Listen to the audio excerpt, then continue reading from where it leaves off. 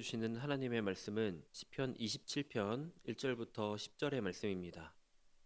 구약성경 시편 27편 1절부터 10절까지의 말씀입니다. 다 찾으신 줄 알고 우리 한 절씩 교독하겠습니다. 여호와는 나의 빛이요 나의 구원이시니 내가 누구를 두려워하리요. 여호와는 내 생명의 능력이시니 내가 누구를 무서워하리요.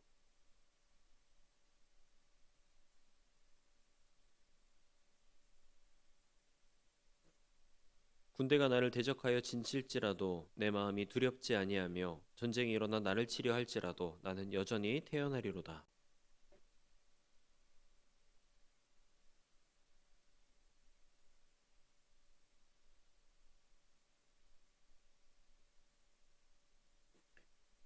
여호와께서 환난 날에 나를 그의 초막 속에 비밀히 지키시고 그의 장막 은밀한 곳에 나를 숨기시며 높은 바위 위에 두시리로다.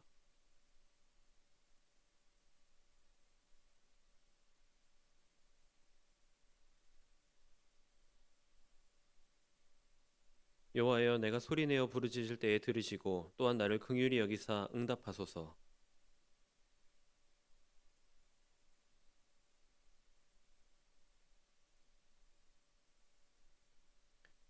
주의 얼굴을 내게서 숨기지 마시고 주의 종을 노하여 버리지 마소서. 주는 나의 도움이 되셨나이다.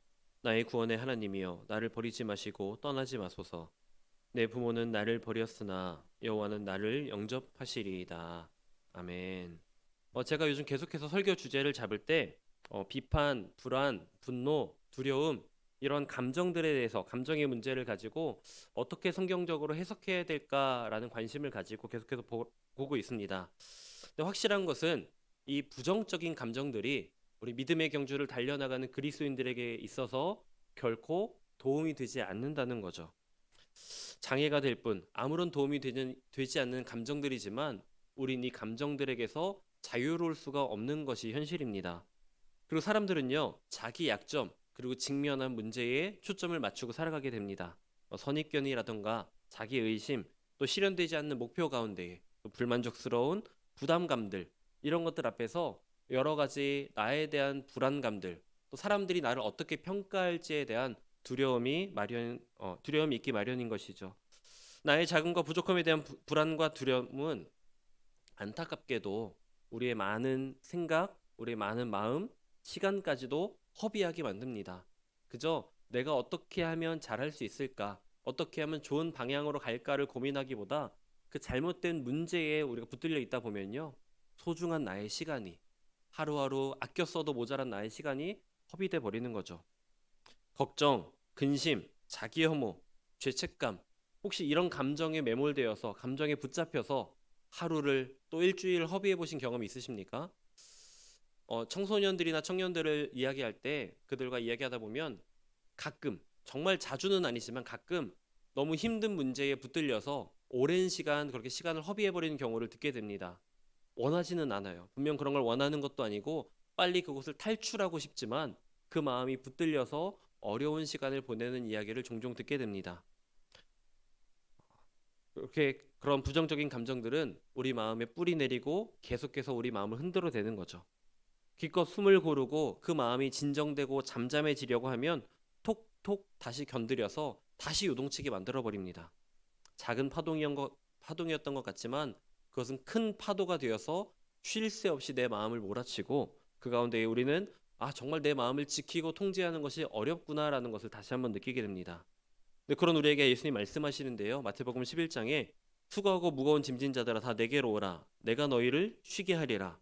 나는 마음이 온유하고 겸손하니 나의 멍에를 메고 내게 배우라. 그리하면 너희 마음이 쉼을 얻으리니 라고 이야기합니다. 우리는 예수님 안에서 쉼을 누려야겠죠. 요동치는 내 마음, 해결되지 않는 내 마음은 주님께 맡기며 나아가야 될 것입니다.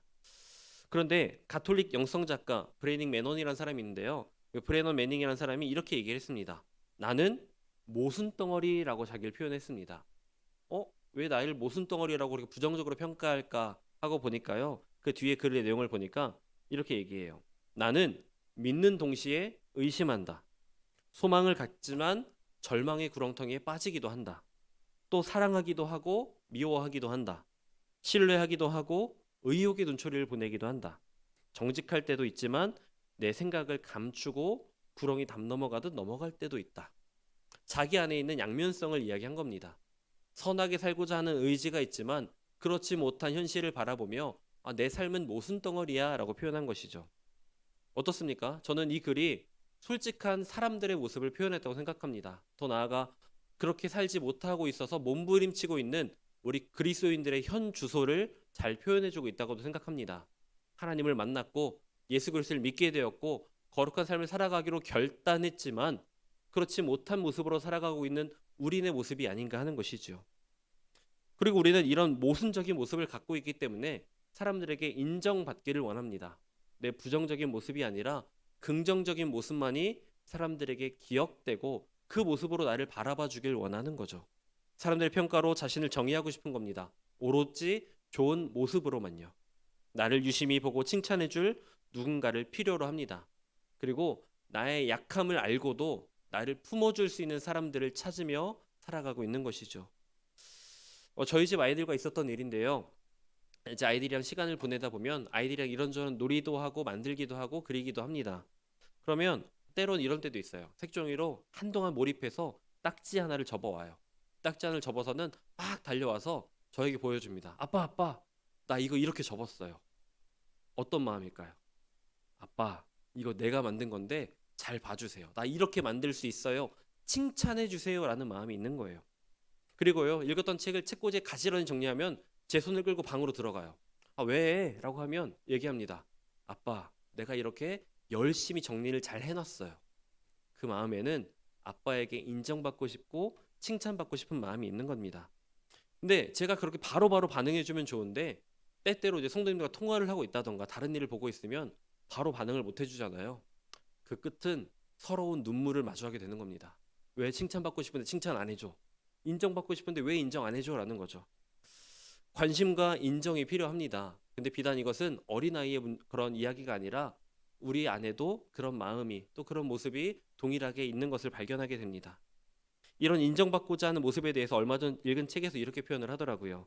우리는 하나님의 형상을 따라 지음받았다. 그리고 하나님은 찬양과 영광을 받기에 합당하신 분이다. 그래서 우리가 칭찬받고 인정받고자 하고 싶은 욕구는 당연한 것이다. 하나님이 칭찬받고 인정받으셔야 되는 분인 것처럼 우리도 그러고 싶은 마음이 있기 때문이라고요. 여러분의 생각은 어떠십니까? 여러분 안에도 그런 인정받고 칭찬받고 싶은 욕구가 다 있으십니까? 아니면 그 마음을 외면한 채 살아가고 있지는 않으신가요? 우리의 마음은 다른 필요, 칭찬이나 인정 같은 궁극적으로 우리 믿음의 삶에 도움이 되지 않는 것들을 구하고 있을지도 모릅니다. 맹목적인 칭찬, 이 세상에서의 나의 이룬 것들에 대한 칭찬을 기대하고 있을지도 몰라요. 왜냐하면 내가 쓸모없는 사람이 될까봐, 내가 사랑받은 자격이 없는 사람이 될까봐 이 세상의 기준으로 인정받고 칭찬받기를 갈구하며 살아가고 있는 것이죠. 그래서 더 많은 돈을, 더 많은 사람을, 더 많은 높이에, 더 높은 높이에 올라가기를 갈망하며 그것을 위해 살아가고 있는 것입니다. 성경에 보면 이런 불안과 두려움, 사랑받지 못하는 그것에 대한 초조함을 느꼈던 사람의 이야기가 나오는데요. 그 사람은 이스라엘의 12지파의 시조가 되었던 야곱이라는 사람입니다. 우리가 너무도 잘 알고 있다고 생각하는 야곱인데요. 야곱은 이삭의 둘째 아들로 태어났습니다. 쌍둥이였지만 형 에서가 먼저 태어나고 그 뒤이어 태어난 동생이 야곱이 되는 것이죠. 장자였고 남자다웠던 들사람 에서는 아버지에게 사랑받고 인정받습니다. 근데 그에 반해 둘째로 태어났고 그렇게 들사람과 다른 모습이었던 야곱은 아버지에게 사랑을 받지 못했고 인정받지 못했습니다. 이것이 야곱에게는 깊은 사랑에 대한 상처였던 거예요. 서운한 감정으로 남았을 겁니다.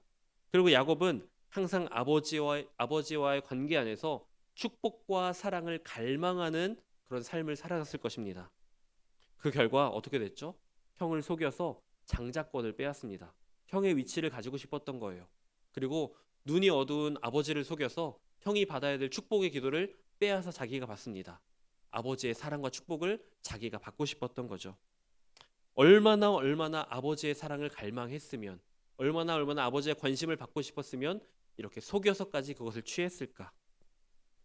근데 장자권을 얻어내고 아버지를 속여서 축복 기도를 받고 분노한 형 에서를 피해서 도망친 야곱입니다. 시간이 흘러서 창세기 32장에 가면요. 야곱은 여전히 부족하고 아픈 사람입니다. 불안과 두려움에 사로잡혀 있는 사람이에요. 아버지의 무시와 저주로 인한 상처가 있었고요.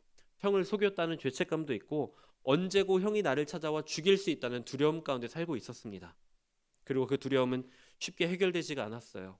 그래서 창세기 32장에 보면 오랜만에 형 에서를 만나러 가는데 많은 선물을 준비해서 먼저 보내게 되고요. 그 다음에 식솔들을 거느리고 가는 여정 가운데 있습니다. 선물도 가족도 모든 소유도 먼저 보내고 야복 강가에 혼자 남았던 야곱의 이야기가 그려집니다. 어두운 밤, 그 밤에 뜬금없이 어떤 이가 나와 야곱을 붙잡습니다. 낯선 이와 갑자기 힘싸움이라니 놀랍고 두렵지 않았을까? 불안하지 않았을까 하는 생각이 듭니다. 그리고 야곱은 동이 틀 때까지 그와 함께 씨름하는 모습이 그려집니다. 그리고 야곱은요, 내게 축복하지 않으면 당신을 가게 하지 않겠습니다 라고 얘기합니다. 때를 쓰는 거예요. 그래서 그 결과 그 밤에 야곱은 거짓말쟁이라는 이름에서 하나님과 겨루어 이루었다라는 의미의 이스라엘이라는 의미를 그 밤에 얻게 됩니다. 어쩌면 야곱은 그동안 인정받지 못했던 시간이 떠올랐을 거예요. 살아온 시간이 서럽고 속상했던 기억들이 막 그 가슴을 요동치고 채웠을 것입니다.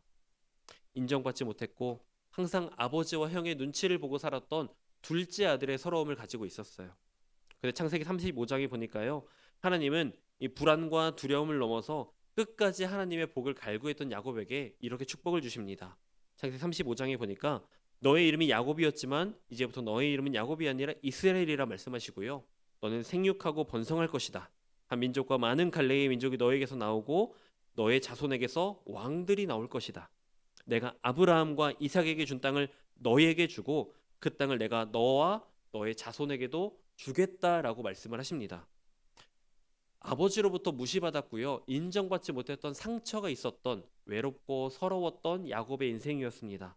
근데 그로 인해서 장자권과 아버지의 축복을 속여서 자기 것으로 취하기도 했죠. 정직하지 못한 모습이기도 했습니다. 아버지에게 인정을 받고 싶었고 칭찬을 받고 싶었던 과거예요. 그런데 지금은요. 그로 인해 불안과 두려움 가운데에 형 에서를 만날 준비를 하고 있었던 야곱입니다. 그래서 이 모습만 바라보면 도무지 이런 모습은 하나님께 인정받고 이런 그 대대로 자손 대대로 내려온 축복을 받을 만한 사람이 아닌 것처럼 보이기도 합니다. 과연 그에게 그럴 만한 자격이 있는가 의구심마저 드는 거죠. 그런데요. 그 밤에 하나님의 복을 구하며 손을 놓지 않고 끝까지 씨름을 한 결과 그는 평생 찾던 것을 그 밤에 찾게 되었습니다. 하나님 아버지의 음성을 듣게 된 것이죠. 그 아버지는 형 에서를 다스릴 것이라고 선포하셨고요. 눈먼 아버지가 아닌 자기 뼛속까지 훤히 들여다보시는 하나님이 자기 아버지 되심을 이제 느끼게 된 것입니다. 그렇게 야곱은 그동안 경험했던 불안과 두려움의 시간에서 이제는 평생 갈구하던 아버지의 사랑과 축복을 누리는 존재로 변화되게 된 것입니다. 씨름에서 이겨서 복을 얻게 되었습니다. 평생을 따라온 불안과 두려움의 마법이 그날 밤에 풀어지게 된 거예요. 더 이상 인정과 칭찬에 갈급한 모습으로 살아가야 되는 모습이 아닙니다. 이제는 오롯이 하나님의 축복을 누리면서 사랑하고 섬기는 일에 전념할 수 있게 되었습니다. 어쩌면 이것이 진정한 하나님의 사랑을 경험한 우리 그리스도인의 모습이 아닐까요? 우린 세상 가운데 살아가며 많은 것들을 갈구하며 살아갑니다. 돈도, 사람도, 명예도, 지식도 이 세상에서 요구하는 것들을 갈구하며 살아가요. 그런데 그것이 채워지지 않으니 항상 갈급한 마음으로 또 불안하고 다른 사람보다 뒤처진다는 생각에 두려운 마음까지도 있는 것이 사실입니다. 그런데 하나님의 사랑을 진짜 우리가 먼저 누리고 있다면요. 변함없는 그 하나님의 사랑이 마르지 않는 하나님의 축복이 이미 우리 가운데 있다면요. 우리가 그 불안과 두려운 마음을 넘어서 하나님을 바라봐야 되지 않겠습니까? 우리는 존재 자체로 이미 대단한 사람입니다. 왜냐하면 온 세상의 창조주이신 하나님이 직접 창조하신 존재들이에요. 심지어 그 창조주의 형상을 따라서 창조가 되었습니다. 물론 죄로 인해 우리 창조의 원형이 무너지기도 했지만 하나님은 우리를 너무도 사랑하셔서 직접 이 땅에 인간의 몸을 입고 내려오셨고요. 예수 그리스도의 십자가 죽음과 부활로 그 깨어진 관계 또한 온전하게 회복시켜 주셨습니다. 놀라운 사랑과 축복을 이미 우리는 받은 존재라는 거예요. 이런 하나님의 사랑에 대한 확신이 있다면요. 우린 다른 사람들로부터 인정받아야 된다. 다른 사람보다 높아져야만 된다는 그 강박으로부터 자유할 수 있게 되는 것입니다. 성과를 내야 하고 좋은 평가를 받아야 되고 그렇게 높은 자리로 올라가야만 하는 그 세상의 채찍질로부터 자유할 수 있게 되는 것이지요. 그래야지만 내 존재가 증명된다는 착각에서 자유할 수 있는 것입니다. 우리는 이미 하나님의 사랑과 축복을 받았습니다. 이것이 믿어지십니까? 오늘 이 밤 그것이 반드시 믿어지고 그 믿음 안에 살아가는 저와 여러분 되시기를 주님의 이름으로 축복합니다.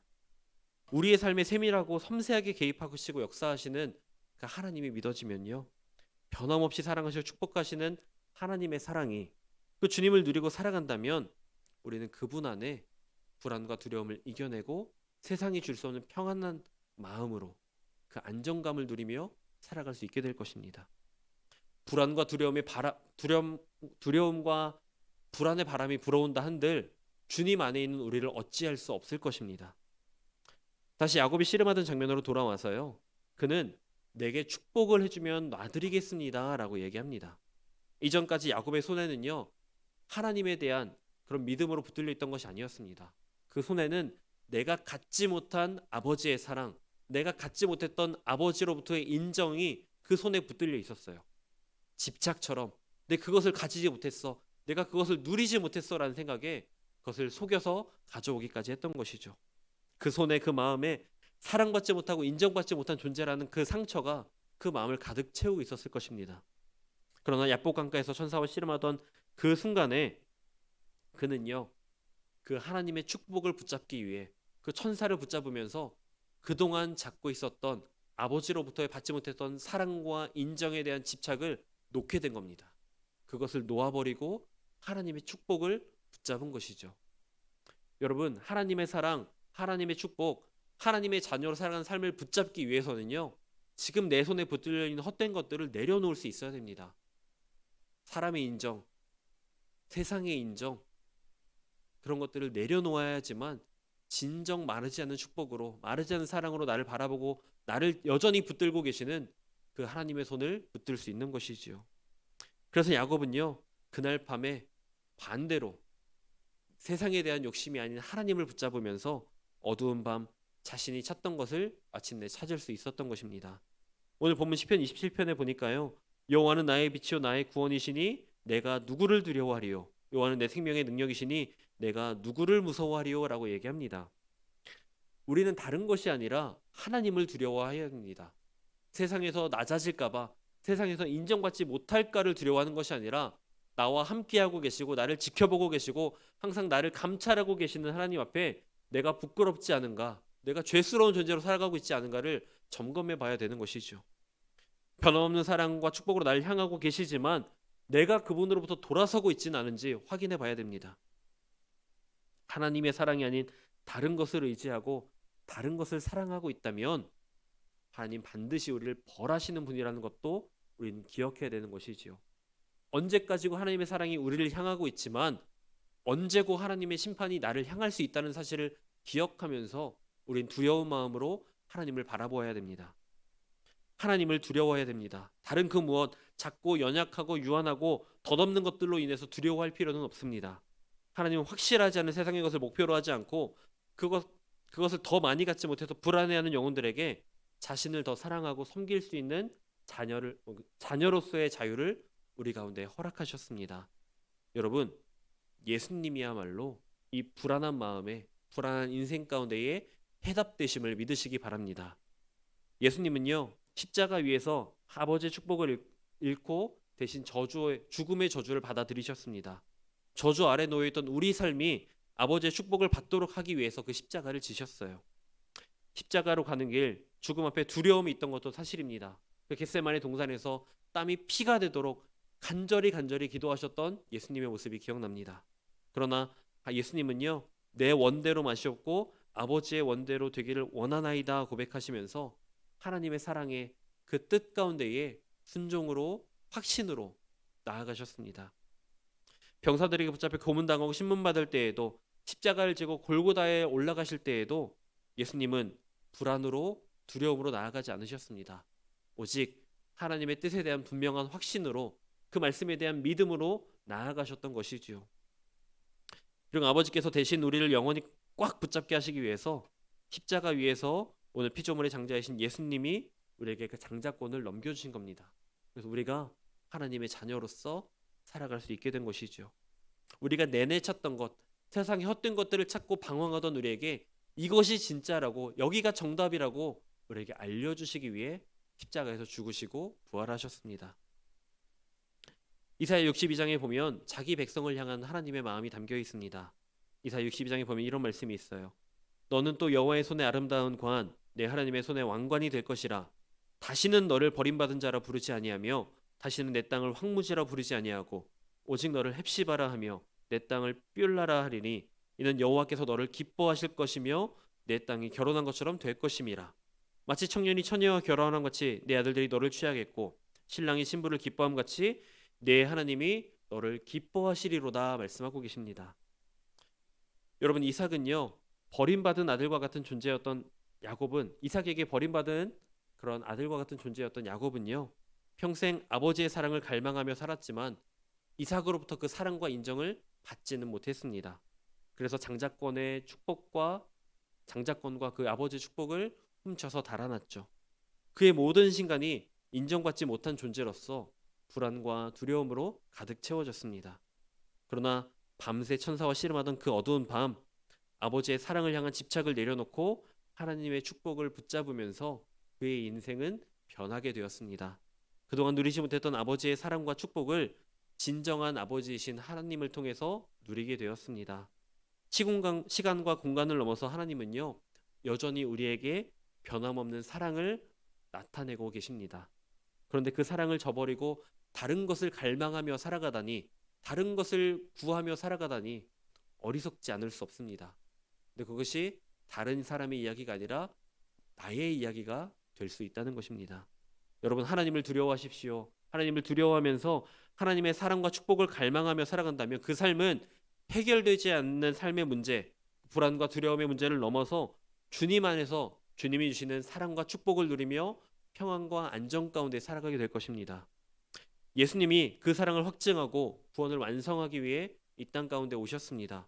그리고 우리는 예수님을 믿음으로 말미암아 세상이 줄 수 없는 그 영원한 생명, 구원의 복음을 누리며 살아갈 수 있게 된 것이죠. 다른 것은 필요 없습니다. 다른 것은 두렵지 않습니다.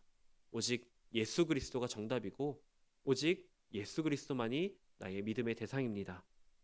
오직 예수 그리스도가 나의 구원 되시고 나의 생명의 능력 되심을 믿으며 살아가는 여러분 되셨으면 좋겠습니다. 어쩌면 여러분 삶 가운데에 여전히 부족한 것들이 생각나고 아쉬운 것들이 마음 안에 있을지 모르겠습니다. 그러나 이 세상의 것들이 그 자리에 있다면 그것들을 열심히 잘 비워내셨으면 좋겠어요.